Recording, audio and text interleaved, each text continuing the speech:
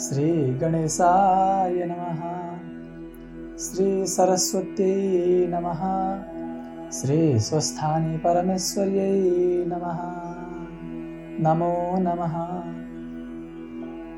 आज श्री स्वस्थानी व्रतकथाको तृतीय दिवस रहेको छ। आज हामी श्री स्वस्थानी व्रतकथाको तृतीय अध्याय श्रवण वाचन गर्न गइरहेका छौँ। सुरुमा हामी कथाको प्रारम्भमा गरिने प्रारम्भिक प्रार्थना गर्दछौँ। त्यसपछि हामी कथा श्रवण गर्नेछौँ।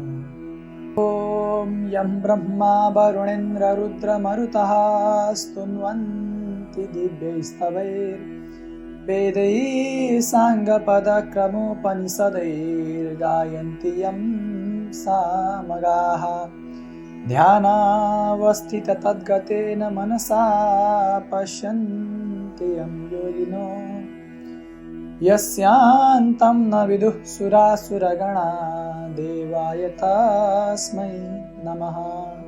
श्रीमच्चन्दनचर्चितोज्ज्वलवपुः शुक्लाम्बरा मल्लिका मालालङ्कृतकुण्डला प्रविलसन् मुक्तावली शोभिता सर्वज्ञाननिदानपुस्तकधरा रुद्राक्षमालाकरा वाग्देवी वदनाम्बुजे वसतु मे त्रैलोक्यमाता चिरम्।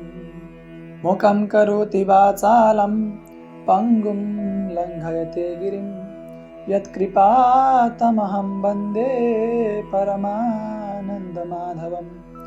नमो भगवते तस्मै व्यासाय तेजसे यस्य प्रसादात् वक्ष्यामि नारायणकथामिमम्। नारायणं नमस्कृत्य नरं चैव नरोत्तमं देवीं सरस्वतीं व्यासं ततो जयमुदीरयेत्। श्री स्वस्थानी परमेश्वर्यै नमः। कार्तिकेयजीले आज्ञा गर्नुहुन्छ, हे अगस्त्य मुनि, अष्ट प्रजापतिमा सबैभन्दा ज्येष्ठा दक्ष प्रजापति थिए। तिनकी वीरणी नामकी साधु एवं प्रतिवता स्त्री थिइन्। वीरणी गर्भिणी भइन् र 10 मास पूर्ण भएपछि पुत्री जन्मिन्। कस्ती भने 1000 सूर्यको जस्तो नेत्र भएकी, 32 लक्षणले युक्त भएकी, पद्मपत्र जस्ता नेत्र भएकी, अरुण उदय जस्तो रक्तवर्ण भएकी, हात्तीका सूँड जस्तो हात भएकी, कदल स्तम्भ जस्तो तिघ्रा भएकी, चन्द्रमाको जस्तो उज्जवल र शान्त मुख भएकी यस्तै परम सुन्दरी कन्या जन्मेकी देखेर दक्ष प्रजापतिले आनन्द मान्दै आफ्ना गुरु पुरोहित वशिष्ठ आदि ज्योतिषहरूलाई डाकी विधिपूर्वक न्वारण गराए। सबै ऋषि ज्योतिषीहरूले गणना गरेर भने, हे दक्ष प्रजापति, यी बालिकाको नाम सतीदेवी भन्ने तिनै भुवनमा प्रख्यात हुनेछ। दक्ष प्रजापतिले भोजन गराई दक्षिणादि विदा गर्दा हुनुभयो। सबैजना आफ्ना आश्रममा जानुभयो। हे मुने, यो कुरा धेरै लामो छ तापनि म संक्षेपमा भन्दछु। त्यसपछि वीरणीका क्रमैले 33 कोटी कन्याहरू जन्मे। ती सबैलाई दुवै दम्पतिले यथा योग्य रूपमा पालन गरे। अनि अगस्त्य मुनिले सोधे, हे कुमारजी, ती कन्याहरूको विवाह 33 कोटी देवतासँग कसरी भयो, त्यो पनि सुन्ने इच्छा छ। यति सुनि कुमारजी आज्ञा गर्नुहुन्छ, हे अगस्त्य मुनि। एक दिन स्वर्गका देवता ऋषि यक्ष गन्धर्व किन्नर दशै दिक्पाल जम्मा भई सभा गरेर भने, हाम्रा स्त्रीहरू छैनन्। दक्ष प्रजापतिकामा 33 कोटी कन्या छन्। विवाह गरौँ, तर कन्यादान माग्न कसलाई पठाउने भनी मत मिलाई नारदजीलाई डाकी सबै कुरा बुझाए। दक्ष प्रजापति कहाँ कन्या माग्न जाउँ भन्दा नारदजीले स्वीकार गरी दक्ष प्रजापतिका घर जानुभयो। दक्ष प्रजापतिले उचित शिष्टाचार गरेर के कामले पाल्नु भएको भनी सोधे। आफूलाई देवताहरूले पठाएको कुरा सुनाई, हे दक्ष, तिम्रा 33 कोटी कन्या 33 कोटी देवताहरूलाई देऊ भनी नारदजीका यस्ता कुरा सुनि दक्ष प्रजापतिले प्रसन्न मुद्रामा भन्न लाग्नुभयो, हे नारद, हजुरले असली कुरा भन्नुभयो। म धन्य रहेछु।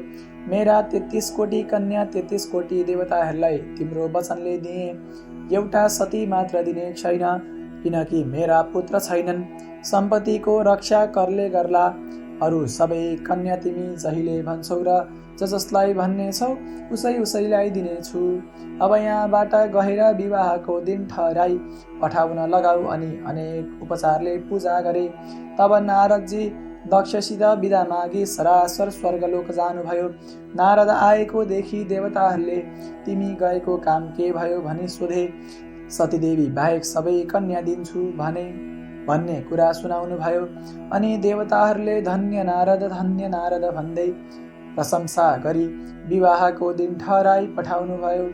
त्यसपछि विवाहको सामग्री तयार पारी देवताहरू कन्यादान लिन दक्षका घरमा पुगे।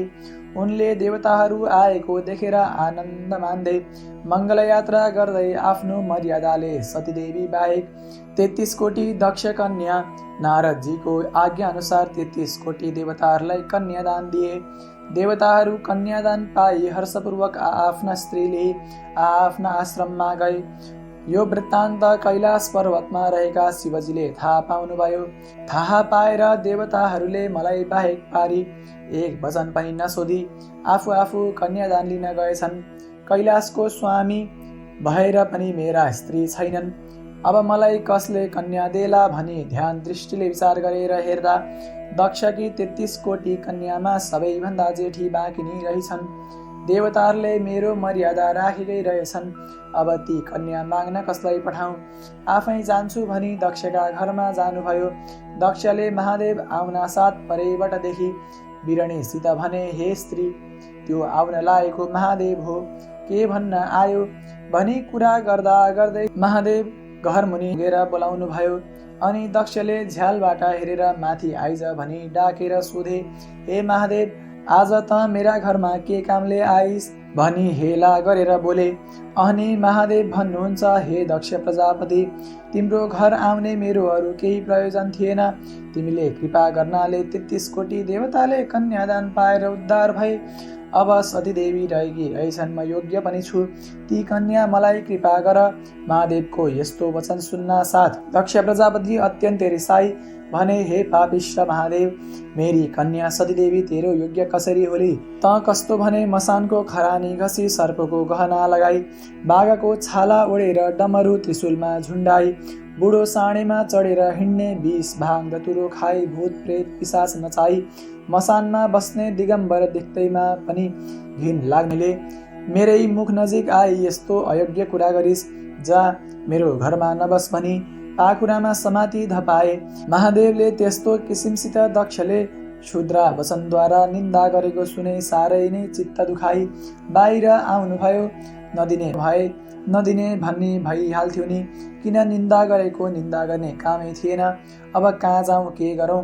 ती कन्या कसले मलाई पारिदेला भन्ने तर्क वितर्क गर्दै विष्णुजीको वैकुण्ठ धाममा पुग्नुभयो। विष्णुले शङ्करजी आएकोदेखि हत्तपत्त उठेर उच्चासनमा बसाली के कामले आज परिश्रम गर्नुभयो भनी सोधे। अनि महादेवले आफू दक्षका घर गएको र उसले दुर्वाच्य बोली अपमान गरेको सबै वृत्तान्त सुनाइसकेपछि, हे विष्णु, मेरा स्त्री छैनन्, त्यसैले घर पनि छैन, यही कुरा गर्न आएको हुँ। अब जसरी ती कन्या मेरी हुनेछन् त्यही काम गर भन्नुभयो। महादेवको यस्तो वचन सुनि विष्णुजीले भन्नुभयो, हे ईश्वर, यो काम म पार लगाउँला, हजुरले सन्देह गर्नु पर्दैन। म अहिले दक्षको घरमा जान्छु, म फर्केर नआउन्जेल हजुरले यही राज गर्नुहोला भनी महादेवलाई पर्खाई आफू दक्षको घर जानुभयो। दक्षले विष्णु आएकोदेखि माथि डाकेर आदरपूर्वक बसाली, हे विष्णु, आज मेरो घर किन पवित्र पार्नुभयो? आज्ञा होस् भनी सोधेपछि विष्णुजीले आज्ञा गर्नुभयो, हे दक्ष प्रजापति, केही माग्न आएको हुँ, दिने भए मात्र माग्दछु। यति सुन्न साथ दक्षले भने, हे विष्णु, तिमीले मागेपछि जे वस्तु पनि दिनेछु, के चाहियो आज्ञा गर। यति सुनि भगवान विष्णु भन्नुहुन्छ, हे दक्ष प्रजापति, म वैकुण्ठको अधिपति भएर पनि मेरा स्त्री छैनन्। तिमीले कृपा गर्नाले 33 कोटी देवता कन्यादान पाई उद्धार भए। अब सतीदेवी छन्, ती मलाई कृपा गर। विष्णुको यस्तो वचन सुनि दक्षले चिन्तित हुँदै भने, हे विष्णु, मेरा पुत्र नहुनाले सम्पत्तिको रक्षा गर्न राखेको दिनु त उचित थिएन, तर बाचा गरेको हुनाले दिन कर लाग्यो। ती कन्या तिम्री भइन्, अब सुदिन ठहर्याई कन्यादान ल्याऊ। यदि दक्षको वचन सुनि विष्णुले हुन्छ भनी वैकुण्ठ जानुभयो। अनि विष्णु आएको देखेर महादेवले सोध्नुभयो, हे विष्णु, तिमी गएको काम कस्तो भयो? अनि विष्णुजीले उत्तरमा भन्नुभयो, हे ईश्वर, म गएको काम पुग्ला जस्तो त भयो, तर आफैलाई भनी मागेर आएको छु। हजुर वृद्ध सन्यासीको रूप धारण गरी कन्यादान दिने ठाउँमा आई भिक्षा माग्नु र मलाई भिक्षा नदिई कन्यादान दिने लिने दुवैलाई श्राप दिनेछु भन्नुहोला। अनि म, हे सन्यासी, मेरो लग्न बित्न लाग्यो, कन्यादान भइसकेपछि भिक्षा दिनेछु, न श्राप, बरु यहाँ आएर बस भनी आफू बसेकै छेउमा बसाली राख्नेछु। र दक्षले कन्यादान लिँदा उसका आँखा छली सतीदेवीको हात हजुरको हातमा पारिदिनेछु। यस दिन यो बेला आउनुहोला भनी दक्षसित भएको सबै विवरण एक एक गरी सुनाउनु भयो। भगवान विष्णुको यस्तो कुरा सुनेर प्रसन्न हुनुभएका महादेव अवश्य आउनेछु भनी गदगद चित्तले कैलाशमा जानुभयो। तत्सत श्री स्कन्द पुराणे केदार खण्डे माघ महात्म्ये कुमार अगस्त संवादे श्री स्वस्तानी परमेश्वर्या व्रतकथायां दक्षकन्या विवाह वर्णनम नाम तृतीयोऽध्यायः। ओम उपनयतु मंगलम वह सकल जगन् मंगलालयः श्रीमान् दिनकर किरण निबोधिता नवनलिन दल निभेक्षणः कृष्ण काले वर्षतु पर्जन्यः पृथिवी सस्यशालिनी देशोऽयं क्षोभरहितो ब्राह्मणाः सन्तु निर्भयाः अपुत्राः पुत्रिणः सन्तु पुत्रिणः सन्तु पौत्रिणः निर्धनाः सदनाः सन्तु जीवन्तु शरदां शतम् तत्रैव गंगा यमुना च तत्र गोदावरी सिन्धु सरस्वती च सर्वाणि तीर्थानि वसन्ति तत्र यत्राच्युतोदार कथा प्रसंग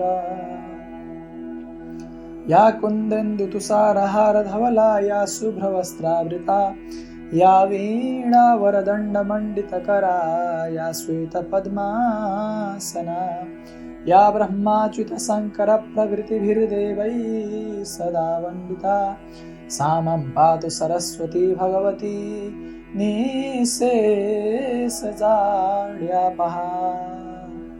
कायेन वाचा मनसेन्द्रियर्वा बुद्ध्यात्मना वा प्रकृति स्वभावात् करोमि यद्यत् सकलं परस्मै नारायणायेति समर्पयामि। श्री स्वस्थानी परमेश्वर्यै नमः।